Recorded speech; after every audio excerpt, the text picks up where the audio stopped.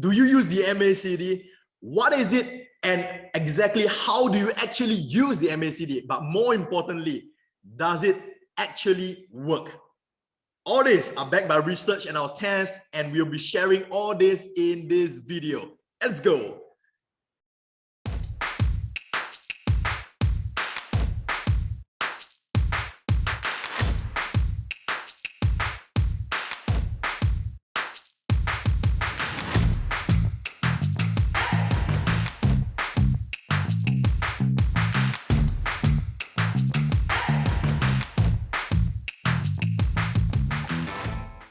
All right, so the MACD is the all-time favorite indicator. As you can see in the image over here, right, this is typically how do you actually play it. You play by the crosses. A lot of people play the MACD by the crosses. When the upper line crosses when the white line crosses the red line, however you want to color it, right? When one crosses the other, it will mean a bearish crossover and it will drop down. And on the other hand, if it's at the bottom, right, when one crosses the other, it will mean a bullish crossover and then it will go up.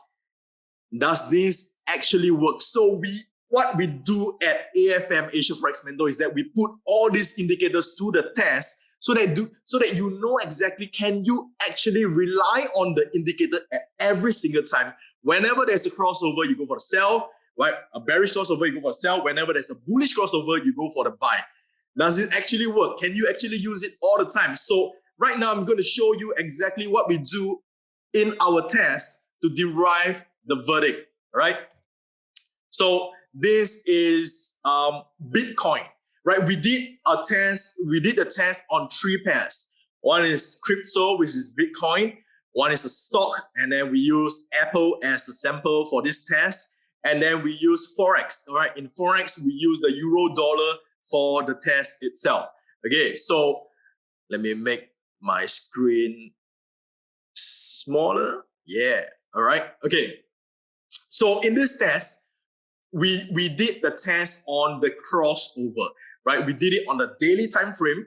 And so whenever there's a crossover, right, in this scenario is the blue line and the red line, right? We did a crossover. So whenever there's a crossover, the moment when it crosses with a bearish bar, we go for the sell, right? Let me zoom in slightly bigger, all right, over here. Whenever there's a crossover over here, let's say, the moment when it crossover, so I plot a line, right? The moment when it crosses over and it closes, we go for the sell. And the moment when it crosses back up over here, which is here, the moment when it closes and closes beyond it, we go for the buy. So at the sell, which is here, the moment when it crosses, which is here, we went for the sell here. And at the moment when it crosses back out, we got out, which is here. Right, so the distance from here to here is the profits. And then the stop loss, it could be played in various ways, but to put it simply, maybe we just want to place it above the bearish bar that closes beyond it. So it's something like this. So this is how we gauge whether or not does it actually work. So we did a couple of tests. Number of the times how many times did it actually work? So out of the last 10 times, right, what is the hit rate? Which means that how many times did it actually work? Because if you see, what happens is that over here, there's a crossing, right? And then we got out here, right? And let's say over here, there's a crossing, and then we got out here, right? So in this scenario, it's rather flat. Or we can say over here, there's a crossing, and then we got out here. So it's also pretty flat, not too profitable, right? And then over here, there's a crossing, which is here. And then we got out over here, which is also flat, therefore not profitable. So we did a test on this. And then next, on Bitcoin. And then we did a test on Apple, a stock. So we want to see that, can you actually apply the MACD in the stock itself? So in this scenario, this was actually quite nice. You see this big drop. All right, so the selling was here, which is somewhere here, right? Somewhere here. And then eventually it tumbled down, right? It tumbled down, and then it forms the low, and then the crossing was here, which you would have got up for, you would have caught the highs, and then you would have caught the lows, right? So it did help. But then we ran more tests, like for example, from here to here, didn't really work. And then maybe we wanted to test from here. Let's say here, this was nice, but along the way, there's a lot of you can see a lot of false crossing, right? So we need to identify, you need to learn how to identify the false crosses, right? So let's just say you entered over here and then you got out at here. So that was all right. And for here, right, you see this crossing over here? We entered here for the sell. But when it crosses back up here, we got out, so it didn't really work. Then you got back in again for the sell. This time around, it worked, and then it went out at the lows, not really the lowest point, but the moment when it crossed, we got out. So yeah, it did kind of work as a whole. So we did a test on Apple, Bitcoin, and also the euro dollar for a Forex pair. Euro dollar is the tricky one because we use same thing on a daily time frame, but there is so many crosses. You can see so many crosses, which from here, from this sell here to this buy here is actually flat. From this buy here to the crossing here, a little bit profits, right? From here to here, this was slightly better. And either way, either how, we did the whole series of tests, right?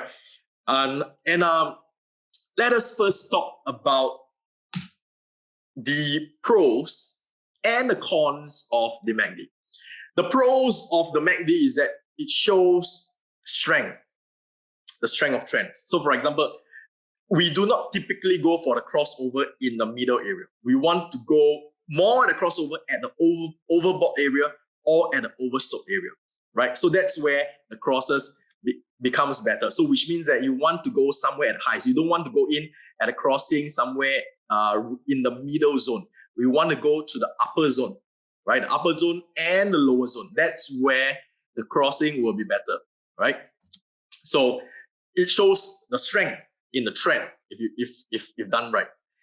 The cons is that it identifies the trend late, because there will be times whereby, let's say the market has already gone up. Let me show you an example. Say Apple. Okay, this was good. Let's say.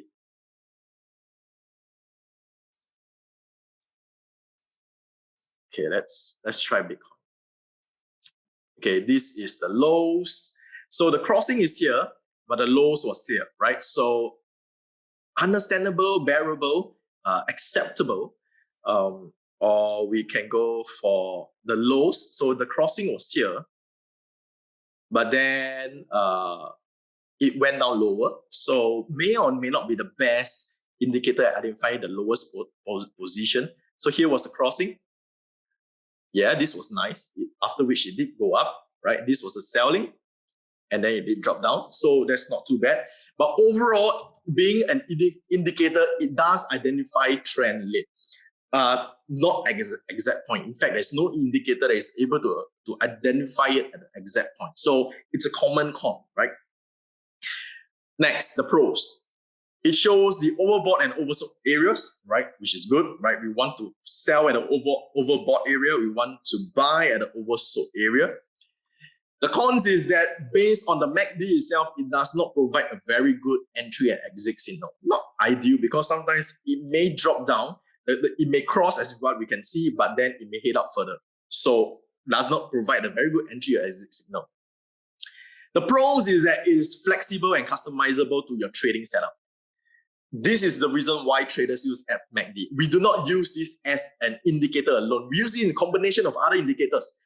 And it's very flexible so that you can add it as a base. It's not the main one, but we can use it and understanding. All right, now we are in the overbought area. Now the MACD has crossed. Now let's see, should we, is this a real time to go for the sell? That's where you can decide, right? So it's flexible and customizable to however you are trading, right? The cons is that sometimes it provides a choppy signal, as you can see in the euro dollar. Oh, there's so much up downs over here. A lot of crisscrosses over here. So many crisscrosses, all this, right? So many crisscrosses. So it's not the ideal at times of choppy signal. So you want to differentiate them by using the overbought and the oversold area, right? The last pros behind it is that there's multiple ways to utilize the indicator.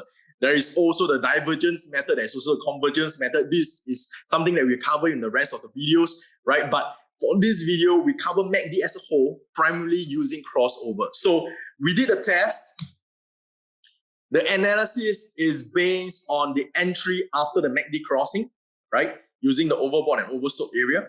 We exit only after it crosses back, right? It crosses back, right? For the first time. So for example, it crosses at the bottom to go for the buy.